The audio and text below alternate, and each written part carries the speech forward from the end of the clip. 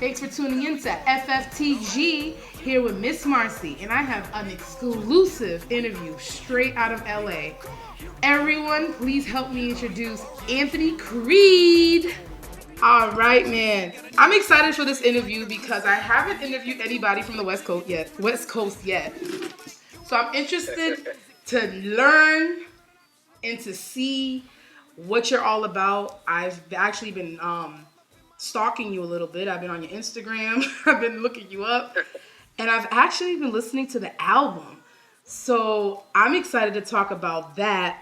Western Perspective. That name right there, it's so broad, but at the same time, it pinpoints. Like from the title, I know where you're from. But now I want to know about your perspective. Right. Well, I mean, that's what I loved about the album is it was my perspective on California because I wasn't here my whole life, but I've been here long enough to really get a good feel on it, on how it is. I love it. I love West Coast. I love California. Oh my God. So, okay, I'm gonna give you my top 4. My favorite. I'm a little ratchet, and Here We Go is my jam. Definitely. 100. I love Radio, and of course the West Coast Anthem is part of my top 4. But I was feeling Western Perspective, and where did that come from? Like, I know it's from your perspective, but like you shed so much on that song. It gave anyone that didn't know you listening to that song would have learned so much about you. Was that the point you was trying to reach? Absolutely. I wanted to. I don't like when people like claim to be from other places that they're not or act a certain way. So I'm just going from what I actually felt out here and the friendships I made out here, and then dealing with trials and tribulations out here, and I've had some really great times here. I've kind of became a person here, like I found out who I was here. And this album, and especially that song, that's why I made it the actual name of the album, it just reflects that, everything from the pain I had to endure and, people close to me along with me, and just how beautiful it is out here. And then the music and the harmony that people bring out here, it's just a soulful place, Now, with that album, before that came the mixtape, correct? Before that was the mixtape. I had a couple of mixtapes out here. I never did a real album except for like an EP back in a couple of years ago. But I never did a full-length album except for when I first moved down here. But that was really rough.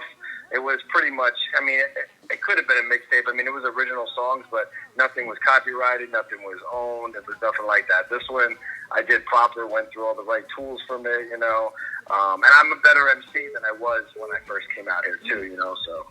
When I heard the mixtape and then I heard the Western Perspective, I heard the growth, not only in your voice, your lyrics. It felt like I was listening to someone really wanting it and then someone who made it. And that felt good as a person who loves hip hop and rap. And I think when people listen to your album, they'll get the same.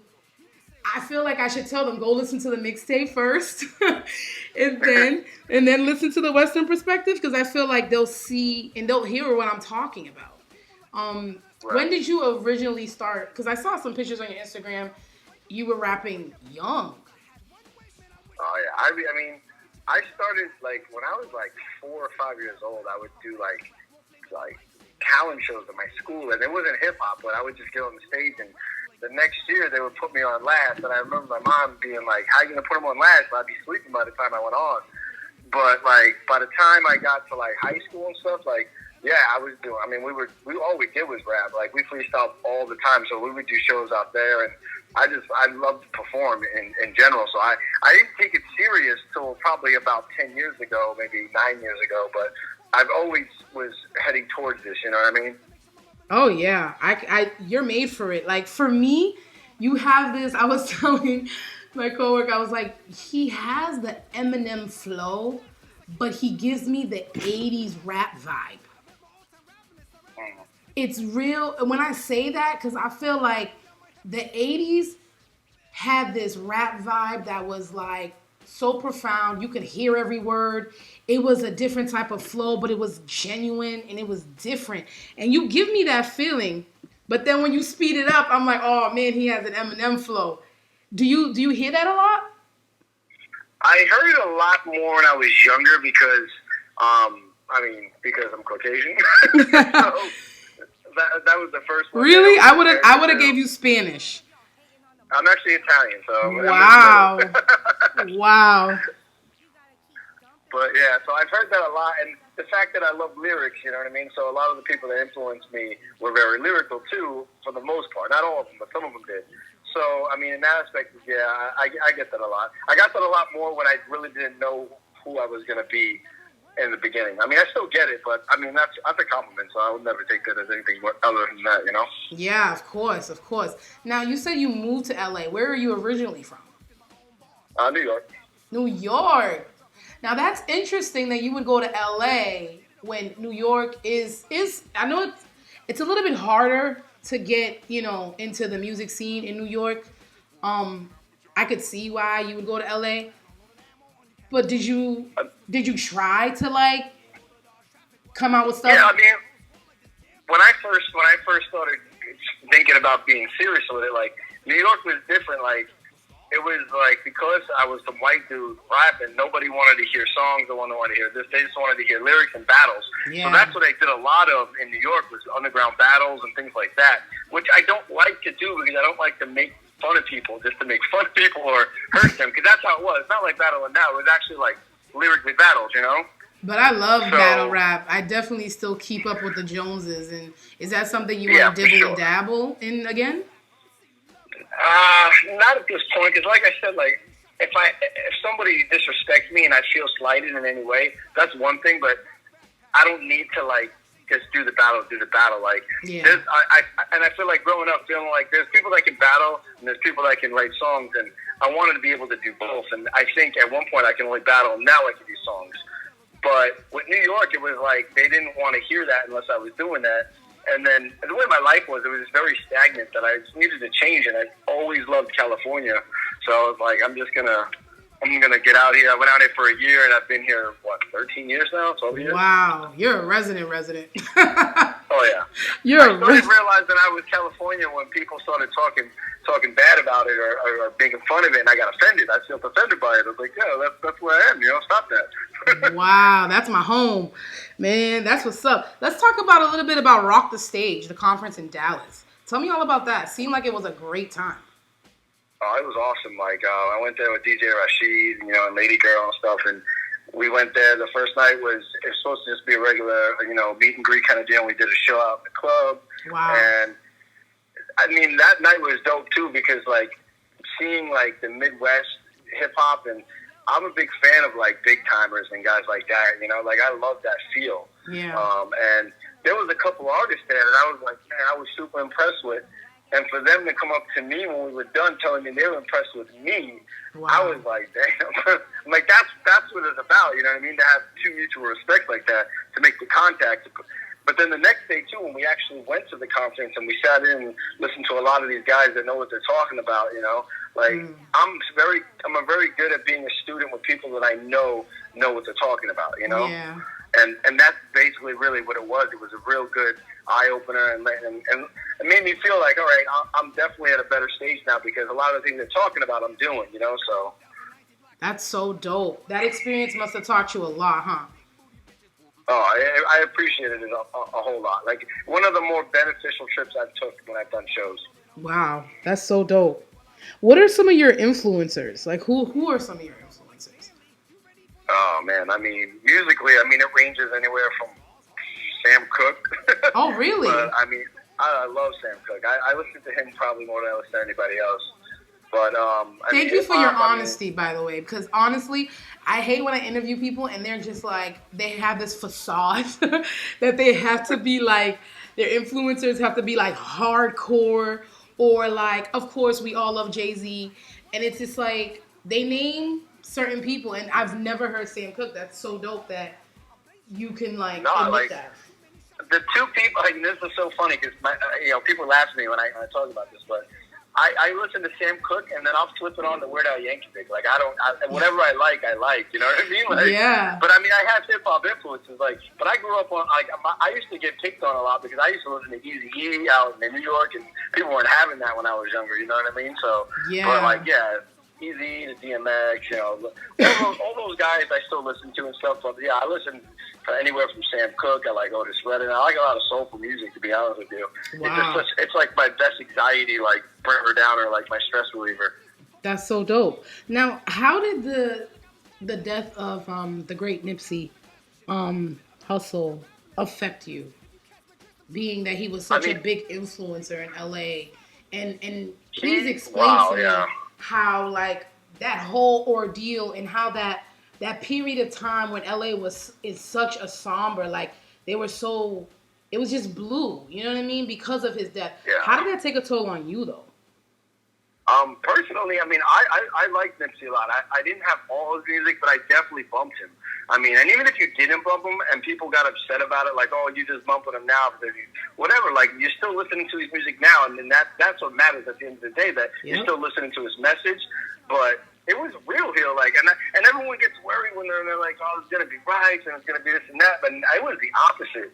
Everybody was coming together, and it was just a sad time because the dude was doing right, and he was doing everything the right way to show, staying in his own hood to kind of really, build it up instead of just leaving it. And then, some bad stuff. I don't know if I can swear, some bad stuff on him just happens out of nowhere, and it kind of takes the legs up from under everything that he's building. But, I mean, it was serious. It reminds me, I mean, it's up there with when Biggie went, when Pac went. I was gonna ask you that, like, you being from the East Coast, were you around or old enough to well, you probably are, but like, because I remember Biggie's death, and it crushed me because he was my favorite, and everybody's like, oh, everybody was on that Tupac wave, but I couldn't. Right. I like Tupac. I just feel like it's not me. I really, really, really was a Biggie fan.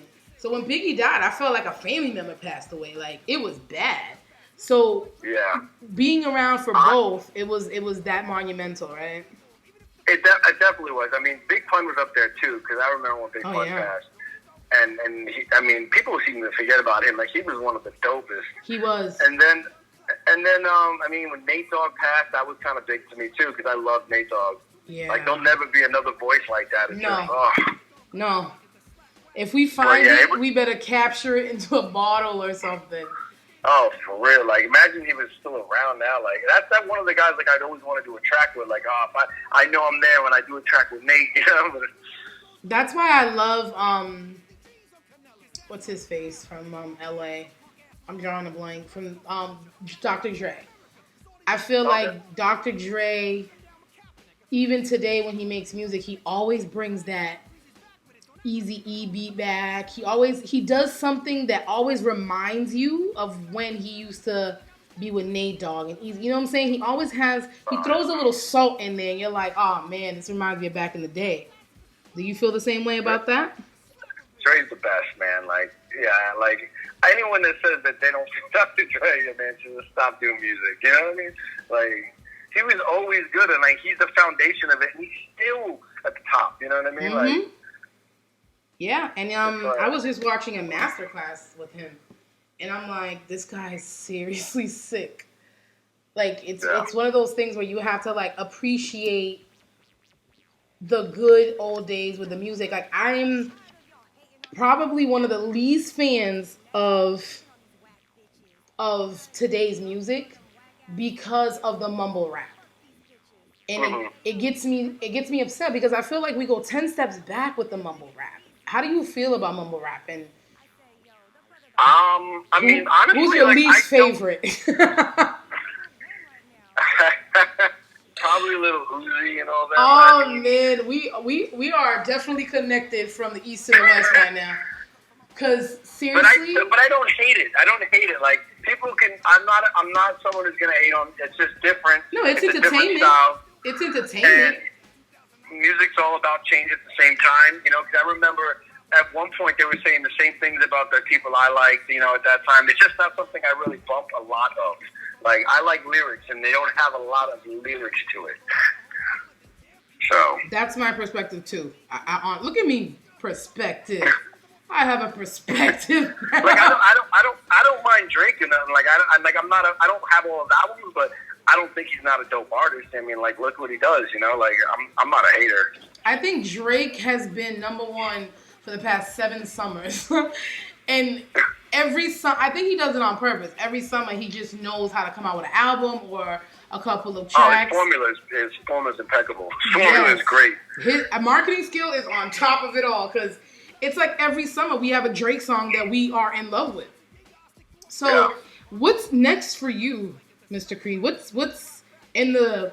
I want to know shows. Even though we're on the East Coast, we still want to know shows. This gets played internationally, so please tell us about your shows coming up.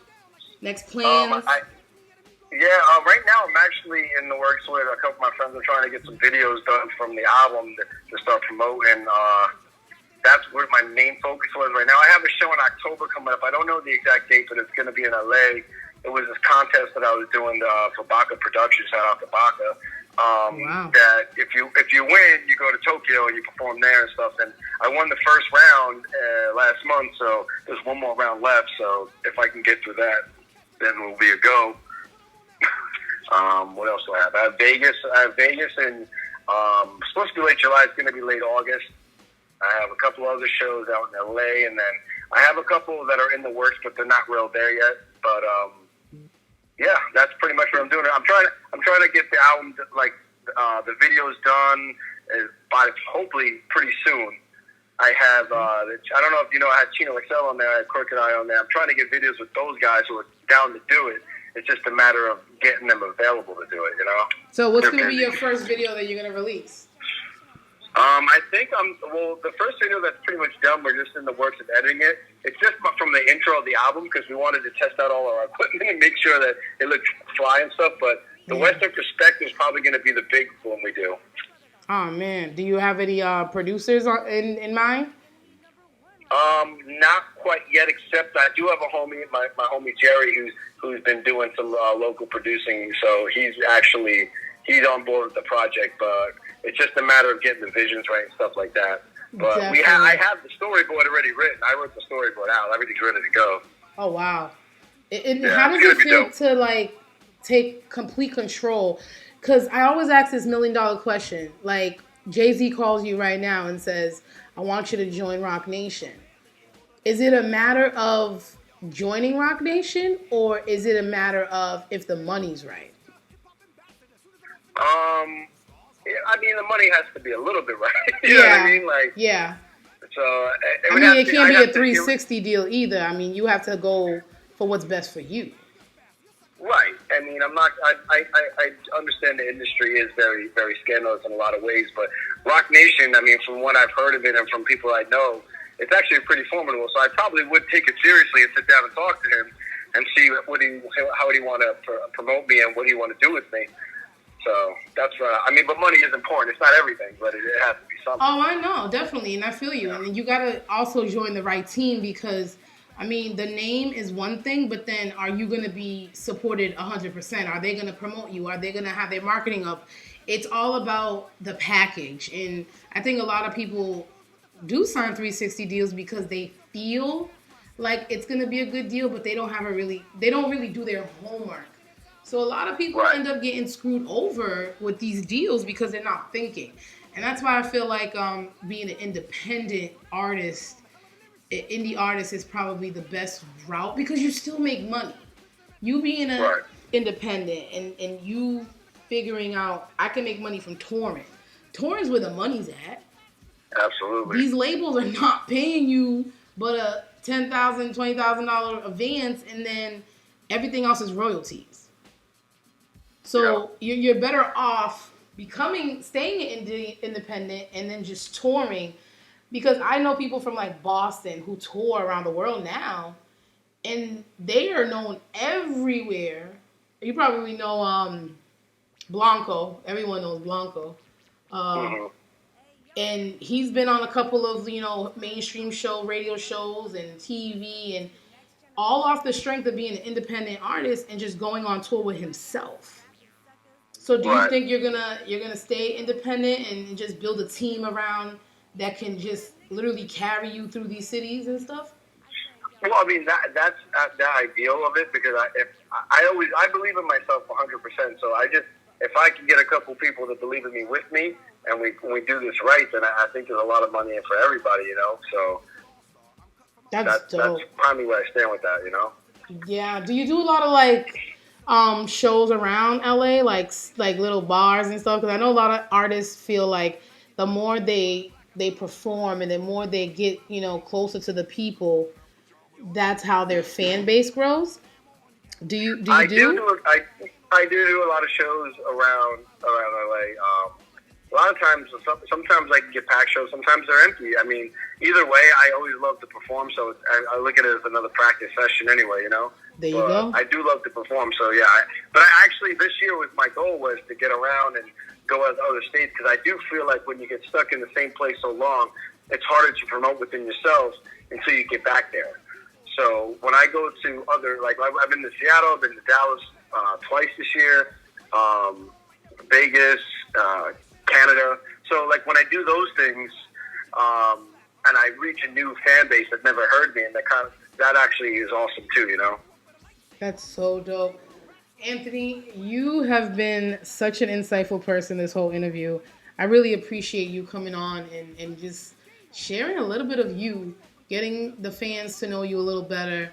And I think wise to tell everyone where they can find you on social media, on all your platforms, if you don't mind. Yeah, actually, first of all, I appreciate you for having me, by the way. You can find me at Anthony. You can find me on Instagram /Anthony KREED. I have it on Facebook. I have it on Twitter. That's if you want, I always forget this part. If you want to get the album too, just go Anthony KREED with a K. It's got iTunes, at Amazon. It's on over 60 different distributors. So it's called The Western Perspective. If you Google it, or if you type it on any of those platforms, it will come right out. So that's so dope. Thank you so much for joining us tonight. What time is it in LA? It's almost 5:30. It's early. Oh, it's early. I forgot it's 3 hours behind, not ahead. Okay. I'm thinking you're probably like, I gotta hurry and go to bed. I'm sitting in some LA traffic right now. That's what I'm doing. Oh man, LA traffic is the worst, I bet. It's the worst. Which one's worse, New York or LA traffic? Oh, LA. Because there's no subways. There's nowhere to go. You have to drive. Oh, that's horrible. Horrible. But again, thank you for joining us tonight. I appreciate you. I appreciate your music. I appreciate you not mumbling rapping to us. I appreciate every word that I hear. Thank you so much. And I can't wait to go listen to the rest of the album. I already gave you my top 4. So I'm going to go bump some Here We Go and do my twerking dance. Serious. The second half of that album gets serious too. So I hope you'll enjoy it. I do. I'm really feeling like my brother's keeper. Most of the album to me is self-explanatory. You really have a story to tell, and you're telling it in this album. So I appreciate crafty art like this, because this is what we need more of. And the more people actually come out and do stuff like this, I feel like it puts a bug in everyone's ear, and they want to mimic it or try to at least follow suit. You know what I mean? Yes. That's awesome. Well, thank you. And I appreciate you, and thank you for having me. Not a problem. And when you come to the East Coast, hit us up. For sure. All right, honey. Bye-bye. Yeah. Philosophy. What I tell you, son? That's how we do it, baby. Y'all ready? Here we go. Here we go. Here we go. Here we go. Come on. Here we go. Here we go. All right. Here we go. Crazy got a new chick with strings like acoustic. New kid got the blueprint like Jigga just produced this. Brutus on the mic, you might wanna check the music. Choosing who you like, I'm not an option, I'm the movement. I've been doing this since me and West was the nucleus. Who can this be all up in my ludicrous moving? Rudest they ain't never heard. Who is this? I stole them